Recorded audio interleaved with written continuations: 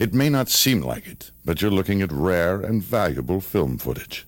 To be sure, it is merely a luncheon meeting consisting of a few prominent citizens of Riverside County, California, gathered together to discuss some timely civic issue in 1991. But it is quite likely the only existing motion picture or videotape footage of this man, the host, Howard H. Tim Hayes.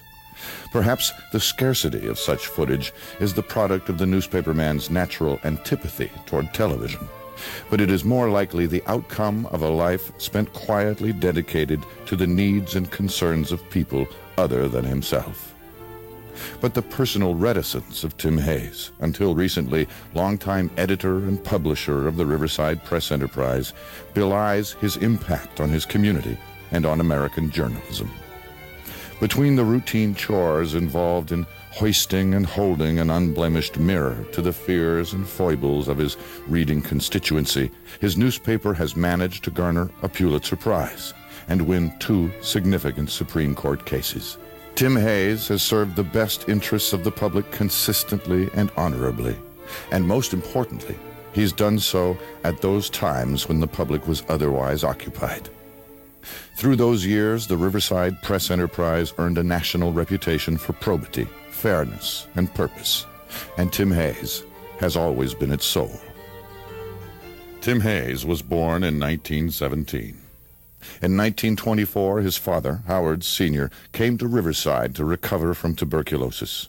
Already prosperous in tourism and park concessions, his gradual acquisition of an interest in the local small-town paper might have appealed more as a hobby than a business venture. Under a succession of nondescript editors, the paper catered to the usual interests and prejudices of the affluent and powerful in the local community.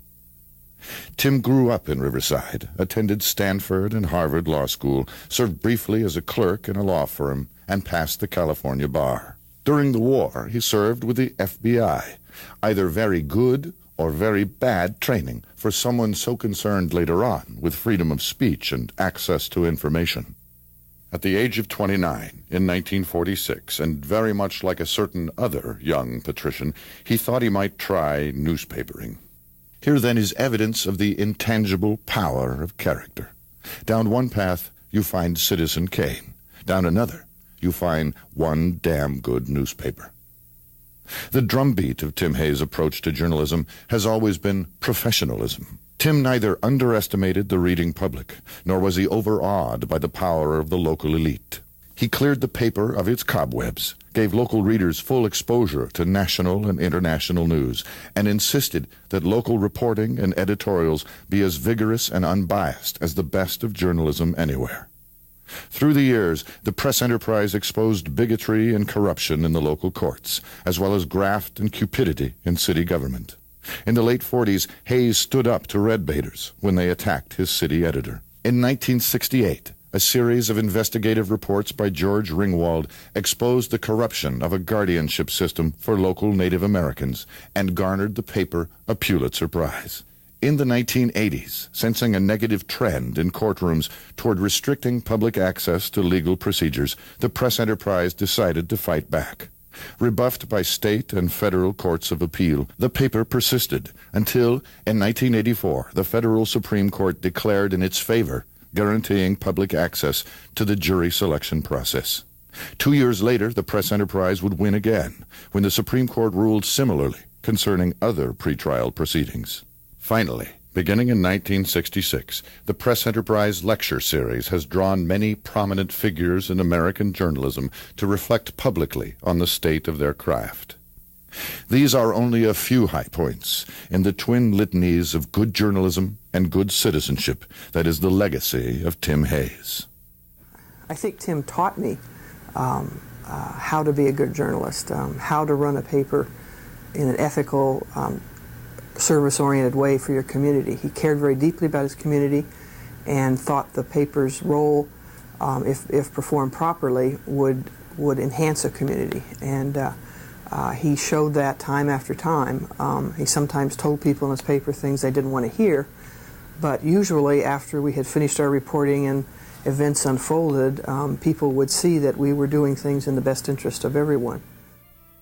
It was Tim Hayes who funded the chair of our honors program at UC Riverside so that our students could enjoy the very finest of special attention and involvement in the learning process.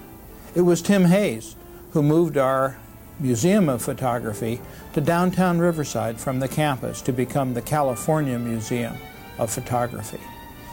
This museum is a world resource, and to have it downtown in Riverside, representing the University of California, Riverside, in the center of our population, is a wonderful extension of our institution, which he made possible. I'm standing here in Tim Hayes' office at the Press Enterprise, an office which at this moment in time is in slight disarray because we're packing him up to send all of his important pieces back to St. Louis. At the announcement, there were a number of employees who stood up and commented on how much Tim had meant to them over the years, that how much they enjoyed working for the paper, how much they had come here because of his reputation and knowing that they would be working for a paper with integrity and class, if you will. When I reflect back on Tim's complaint about sitting in the press box, I can envision him over there. It was sort of off to the side of the justices of the Supreme Court. And as I reflect upon it, it was sort of like the boxes that royalty used to sit in when they went and attended a performance at the opera. And in a sense, that's the way it ought to be. Tim is sort of like royalty when it gets right down to it. In this particular area, we all feel very strongly that he deserved to sit in the royal box if there were such a thing. But it was just the press box, and he wasn't too happy with his arrangements there. In the world of journalism, as in everything else, there are always divergent paths. You can run a newspaper for profit. You can run it into the ground. Or you can run it like it matters. Tim Hayes did, because it does.